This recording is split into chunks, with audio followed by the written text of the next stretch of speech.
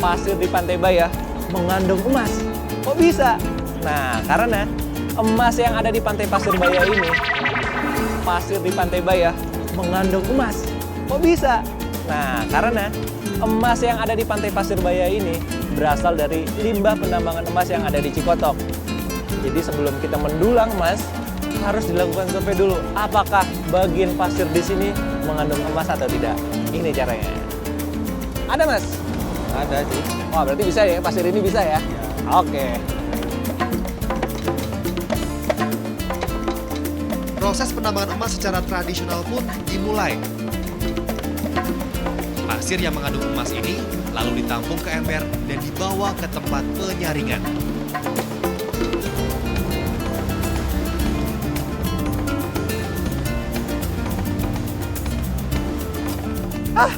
Baru 2 ember udah capek. Dalam sehari bisa 60 sampai 200 ember. Bisa dah.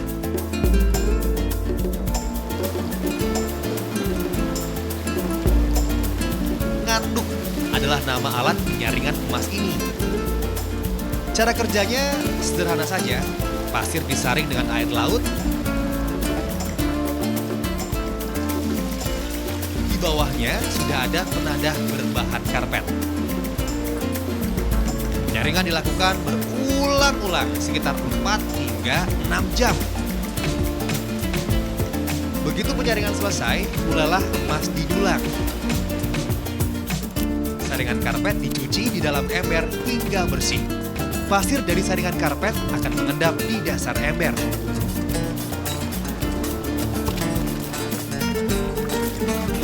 Prosesnya lama.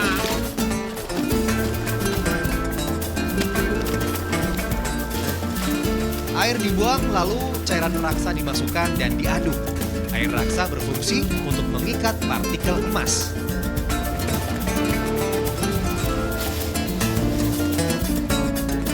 Langkah berikutnya adalah mendulang pasir dengan piringan kayu. Sejam kemudian barulah air raksa dipisahkan dengan partikel emas dengan menggunakan kain payung atau parasut.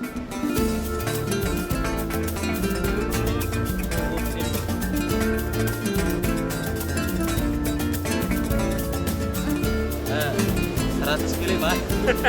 Ada 100 mili ya? Iya. Apa?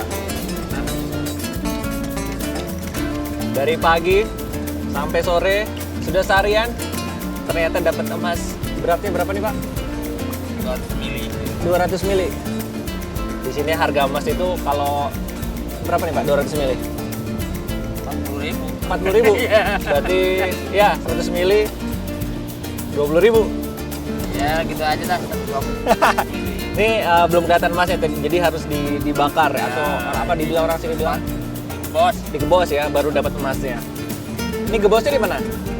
Sana. Di toko. Saya beli ya. Hah? Saya beli nih. 40.000, oke? Alright. Masih di Bayah. Dari pantai, perjalanan lanjut lagi menuju Pulau Manuk. Ada yang unik di sana. Anginnya sudah mulai kencang. Pas jam 5 sore, saatnya kita bermain layang-layang. Tapi ini bukan sembarang layang-layang. Alright, ayo Kang, tarik Kang. Woo!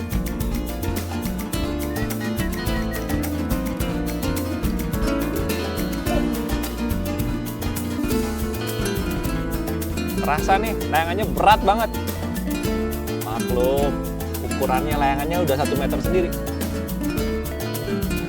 Layang-layang Mas Adi berbahan plastik dan menggunakan tali senar.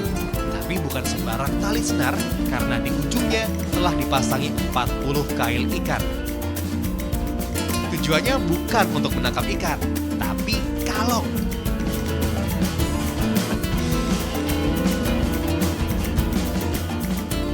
Kenapa layang-layang itu berwarna hitam? Nah, ketika kalong itu keluar dari sarangnya, dia tidak takut untuk mendekati layangan.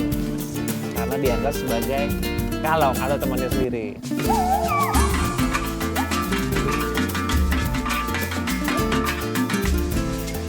Ketika ratusan kelelawar keluar dari peraduannya, saatnya beraksi. Kelelawar yang hidup di sini adalah kelelawar pemakan buah atau biasa disebut kalong. Layang-layang terbang tinggi sambil berusaha menyambar kalong. Beberapa kali layang-layang berusaha mendekat, tapi kalong berhasil menghindar. Tak mudah memang untuk menangkap kalong. Selain harus lihai mengendalikan layang-layang, juga butuh kesabaran. Tapi Mas Adi ini jagonya. Setelah berjuang cukup lama, akhirnya Mas Adi berhasil menangkap kalong dengan layang-layang.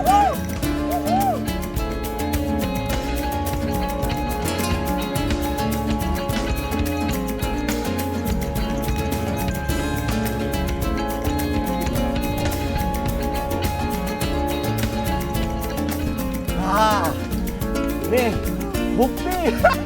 Ternyata di layangannya itu ada kawat. Nih, cantol di sini nih. Nih. Cantol di sini. Oke, sip. Oke sih. Wow. Dapat juga Ini nih. berapa kilo nih? 2 kilo. 2 kilo. Iya. Masuk yang besar ya? Oke. Nggak rugi. Perjuangan kita dari sore sampai maghrib dapat juga nih kalong. Bentangan sayap kalong ini mencapai 1 meter. Wah, mukanya mirip tikus ya.